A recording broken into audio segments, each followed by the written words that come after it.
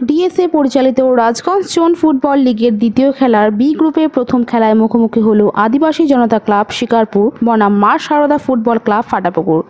হাড্ডাহাড্ডি লড়াইয়ের পর গোলশূন্যভাবে শেষ হলো লিগের দ্বিতীয় খেলা।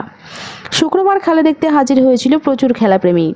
4 বছর পর শুরু হয়েছে ডিএসএ রাজগঞ্জ জোন পরিচালিত ফুটবল লিগ রাজগঞ্জ ব্লকের বেলাকবা বয়েজ হাই স্কুল ময়দানে। শুক্রবার ছিল দ্বিতীয় খেলা। মুখোমুখি অংশগ্রহণ করেছিল আদিবাসী জনতা ক্লাব শিকারপুর বনাম মা শারদা ক্লাব ফাটাপুকুর।